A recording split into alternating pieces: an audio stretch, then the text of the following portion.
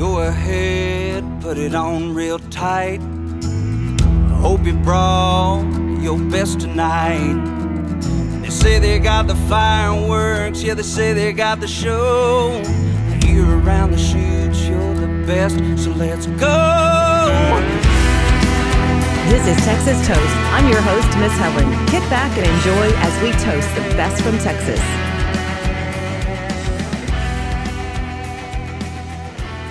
Welcome, everybody, to Texas Toast, where we say cheers and toast the best from Texas. And I am so excited about our next guest. I fell in love with the song last year, like right around August or so, called Drunk Me, that we talked about on the podcast. So I'm just going to say who's with us. John SWAT Swantner. Hey, John.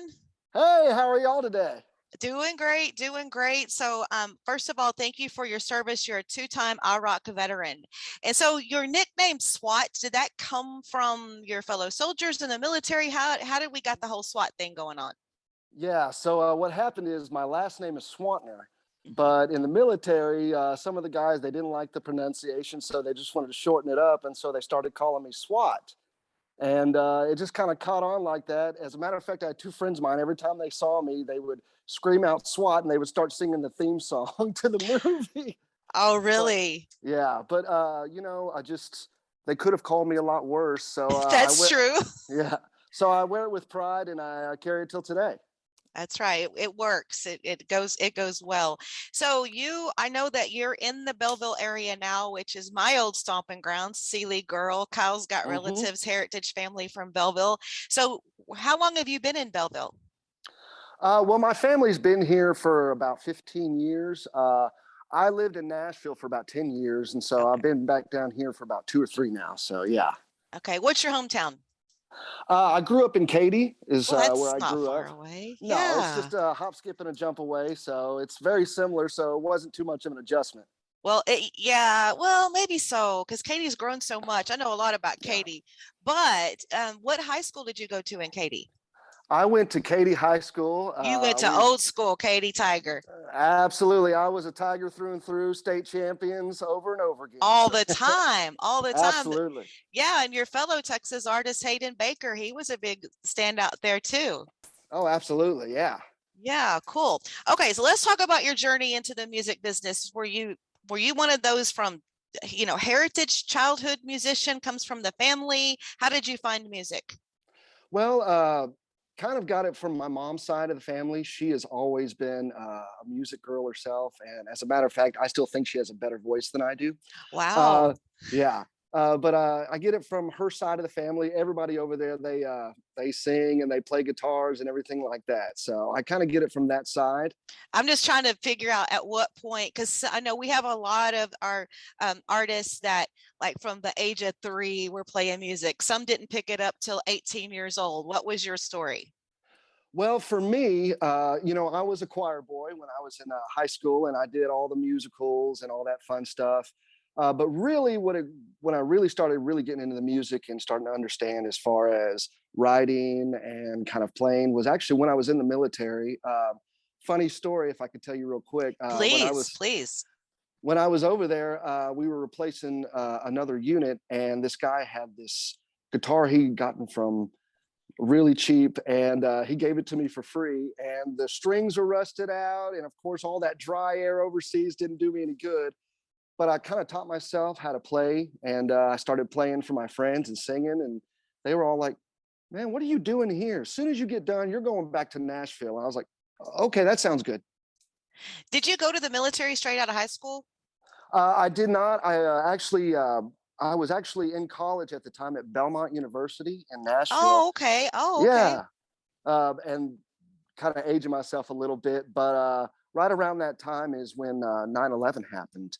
And so, of course, I just kind of felt that patriotic bug and pull. So, yeah. Yeah, great story. All right. So you spent some time in Nashville. Did you record songs there, songwrite, a little bit of both? A little bit of everything. I'll tell you this. I've been very, very fortunate to work with some of the people I got to work with and play, and got to play up at Whiskey Jam a couple times, in the listening room, and Tootsie's and all the big places down there. So it's really exciting, and made a lot of good friends there, and I just kind of felt the pull to come back home at some point. But I still have a lot of roots there and a lot of friends and connections there too. So yeah. Well, we're glad you're home because, you know, we have so much going on in Texas music right now.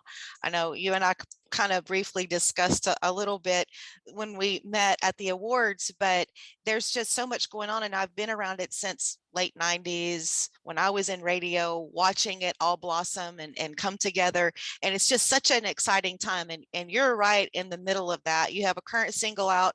Single is Drive. It's at 64 as 64. of this day on Texas Regional Radio, and it's starting to come up on CD Extraction Texas also. So I know you're just pleased about that. I am very excited. Drive is driving up the charts, and we are very, very pleased. I'm very fortunate to have worked with some great people and written a great song. So yeah. So what's the background on Drive? I actually wrote it with my publisher, Johnny Garcia, who actually he plays. He does a little thing on the side with Trish and Garth. He plays lead guitar for him. No big deal.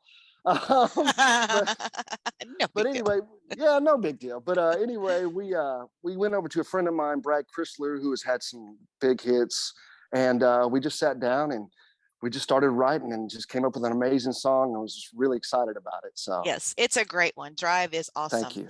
So Thank you. now, okay, I hope you're ready to talk some more about your music because you Bring it know on. I am a saltwater girl. I mean, I am salt soul as much. I mean, like salt probably runs through my veins. I live on the coast. This is my home.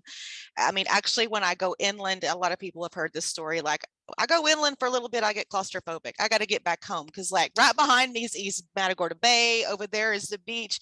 But take it, Tiki Easy. Yeah. Your Tiki Easy song, I'm in love with that. But you have that, and like you make so many references to the salt and the beach breezes and that island kind of style. Where does that come from?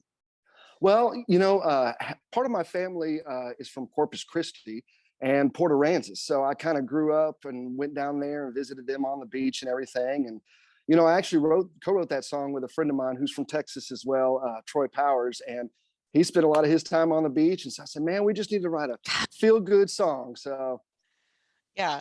And then Red Mexico was that was your first radio release. Yes, ma'am. And that's another one of those that kind of got that vibe that's right in my wheelhouse. Yeah, that's another one that my publisher, Johnny Garcia, was involved in, along with Adam Wood and, oh gosh, Greg Crow was the other writer, and man, just a bunch of great writers. But they just came up with a really cool tune. And Johnny is actually from McAllen, so of course he's a native Texan, so he knows all about that kind of stuff. Yeah.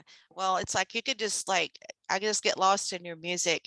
And another one, I've told you to get ready to talk about your music because it's and then Kyle and producer Kyle, when we wrap this, we're going to have to pick the songs we're going to put in the podcast because I would like to put all of them in the podcast, but I know we probably can't do that.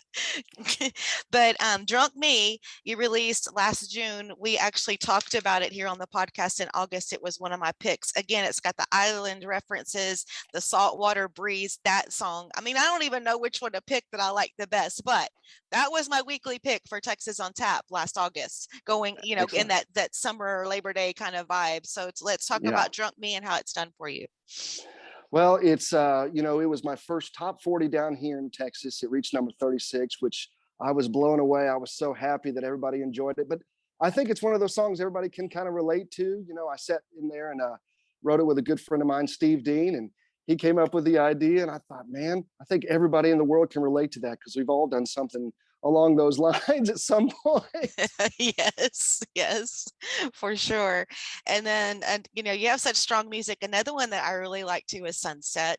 So just, good work on all the music. So let's, I'm trying to think, did I cover? I mean, I could go on and on, but everybody, you got to check these songs out, especially going into summer. If you haven't found John SWAT Swantner's music yet, easy to find. And that's just it's my go-to, and it'll be on the boat. Finally, the boat's back from the shop. We can go fishing again, hit the water. There you go. Yeah. So I'm ready to blast some of your music. So let's talk about your live shows and your band. Your band is the Cypress Rose Band. I work with them. It's a Cypress Rose Band. They kind of work in collaboration with me, and we played a lot of big shows. The Waller County Fair, and we just got done with we just got done with the Bluebonnet Festival up here in Chapel Hill, and we've got a lot of other things we're working on right now. I've been playing a lot of private shows lately, which has been great. So I've just really been enjoying that. But yeah, they've been with me for a couple of years, and they still don't know a lot about me, which is a-okay with me. They just love my music like you do. But they, my good friend Kevin Smith, who plays drums, he said, man, when I first heard, I think his song was Red Mexico. He said, man, when I first heard that, I knew you had something going on. I said, well, thanks, man. I think I did too. Yes, that's for sure. All of it. Kind of going back to it, I can't get my mind off Tiki Easy. That is such a, and then the Jamaica part of that song. I know I'm going back and forth, but y'all, you gotta check it out. It's absolutely some amazing stuff. So what do you have coming up in the future? Are you going to have some new music coming out? Actually, we're working on that right now. We're in the process of setting up the next single. I think you guys are going to be really excited about it. We're just trying to give y'all a lot of variety and kind of show you the variety that I have in style. And, I have all these great songs that I brought with me from Nashville, and I just want to share them with everybody. So give them a little flavor and a little taste of me, which is kind of all over the place sometimes, but it's been working. Yes, yes. And that absolute wonderful smile that you have. So just kind of on a personal side with everyone listening, when I was at the Texas Regional Radio Awards, and so I'm like going through, and all of a sudden I got to this guy, and I think you said John SWAT, and you were fixing to say Swantner, and I said, SWAT? That's you? But You it said, was, I know you. And I I said, know. I was like, you were like, oh. no, you don't know. No, you didn't say that. I was like, I know you because of your music. And we talked about you on the podcast. And it was just such a great visit hanging out. So now I've kind of gotten totally off topic here. Let's go back to your songwriting. How do you get your inspiration for songwriting? What's your process? Is there any music that influenced you as you were getting into the music business, or did you just kind of pave out your own path? A little bit of everything. I will say this. I think I kind of referenced this earlier. The first song I ever wrote, I was actually in the military, and I wrote it in basic training. I had to go hide and make sure they didn't catch me when I wrote it. But as far as influences, it's just been incredible. My dad is a rock and roll guy. My mom is country through and through. And when I was in high school, my sister, all she listened to was hip hop and R&B. So I kind of had everything, a little variety. And I can't really specify one particular genre or any specific writers because there's so many and they're so great. I've just been influenced by all of them. I would have to say probably my biggest influence has probably been my mom, of course, and her dad, my grandfather, who he grew up on Lefty Frizzell and Johnny Cash and all those guys. So that's always kind of been instilled in me to have that, core. Hey, do you think you'll ever pull your mom in on one of your songs? I'm trying to. She's a little hesitant, but she's great. She's a great spirit. We're really focused on is my nephew. He is the new up and coming superstar. We can already see in the making. So, oh, how old is he? He is 8 years old, and every time I will tell you this, when I mentioned the fact that I was going to have this interview today, he was really excited, and he said, "Well, when do I get my interview?" Oh, is he there? He is not here. Oh, darn. He's at school. Right. Hello. Yeah. What am I thinking? But, I told him, I said, it took me over 30 years to get my first radio interview. So you're ahead of the game. But he's excited. He was really happy for me, and he wanted me to tell you hello. So. Oh, and what's his name? His name is Rylan. Rylan. Okay, I like that. We'll have to keep up with Rylan. Maybe next time when you get some new music and you loop around and come back on the podcast, we'll have to do it when he gets out of school, and then have Rylan. Oh, I love stuff like that. I love the kids. So up and coming shows. We've got some things in the works right now. I know we're going to be playing Waller County. That's kind of a little bit down the road. I've got a private show in Austin this weekend, so I'm really excited about that. And just kind of putting as many fillers out there as we can right now. That's great. That's great. And so when you're not doing music, do you have a side gig, or are you just devoted to 100% music right now? Or you got stuff at home that you do? Well, right now, I actually have a full-time job. I work up in Brenham at a tax store. It's called South Texas Tax, and they've been really good and really supportive. They've been very, very supportive of my music, and they're actually starting to put it on all their music playlists that they're starting to play in the store, so that's exciting.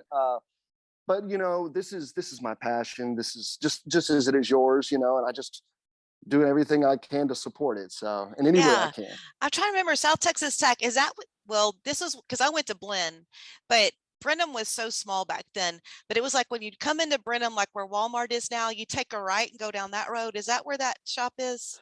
It's right. They moved it now. It's right off of 290. Okay, that's okay. Yeah, right as you're coming into Brenham from Chapel Hill. Yeah. I used to go buy all my colored ropers there and my Rocky Mountain jeans. Well, you know what? Hey, next time. So dating myself now. Well, like I said, if you ever need to re-up on any of that clothing or new pair of boots, you've already got the hookup right here. Yeah, so. I'm crazy for my boots and hats. I just got me a new Charlie One Horse hat the other day for my summer hat, and I'm like so excited because it's working for even for the outdoors here with the beach and pool and all that and keeping the sun off. So anyway, yeah, I'm just rambling now. I had some other questions. So what else you want to talk about? We could, I just wanted to say very much the thank you to you and Kyle for having me. It's very, very humbling, but it's exciting as well that I get to share my music. Like I know I've said it about 5 times. I know. Well, it's exciting. It's very exciting. You have a great talent and you have a great voice and you've got your music just stands out. And that's why, when Drunk Me came along and then I had found Drive and then started listening to the other stuff, and it's just like, and then that chance meeting, that great meeting that we were able to have at the awards, and then to make it into fruition to have you on the podcast is well worth it. So everybody, you got to check out John Swatner's music.